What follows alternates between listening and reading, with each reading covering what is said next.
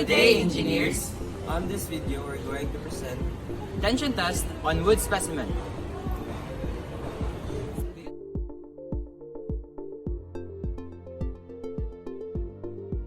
The procedures of this experiment is in accordance to ASTM D198 and standards by BSEN 338 and BS 5756. Tension test on wood. Tension test on wood determines the tensile properties of various wood species. The tensile strength of wood can be used to decide on how well the designs can withstand pressure and stress under normal conditions. The materials needed for this experiment are vernier caliper, saw, and meter tape. the three woods used are Gemelina, cocoa lumber, and mahogany. Aside from the woods mentioned by Andrew, the laboratory equipment that we will be using is the universal testing machine that will be introduced to you later part on the video. Okay, so first off, we're going to document the woods dimension.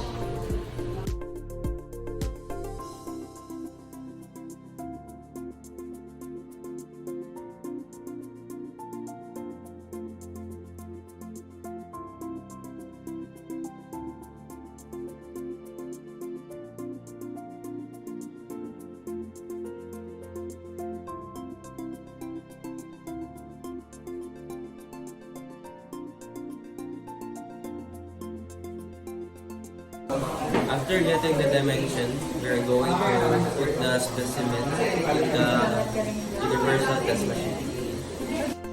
First, clamp a portion of the sample to the bottom clamp. Next, set up machine to compression and wait until the top clamp reaches the wood sample. Then set the machine to tension. Next, commence test until sample breaks or machine reduces load until zero. Record data and graph.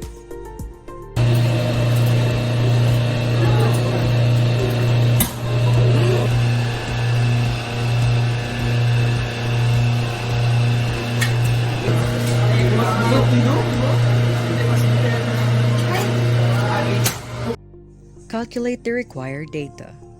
To obtain the cross-sectional area, you just need to multiply the length and the width dimensions of every wood specimen. To get the tensile strength, you just need to derive an equation from the normal stress formula of maximum force over cross-sectional area in PSI. After all the procedures has been performed, we are now going to evaluate the results that we have gotten. Results and discussions. Based on the data, the wood specimen with the highest tensile strength are cocoa lumber with 36.603 MPa, followed by mahogany with 30.557 MPa in the middle range, and Gemelina with 4.748 MPa in the lower range. Gemelina posed some resistance by silently snapping from the bottom to the middle of the wood, revealing a clear fracture in that area. Mahogany demonstrated greater strength and resistance and emitted a louder snapped sound than Gemelina, indicating a cross-grain failure in the bottom part of the specimen.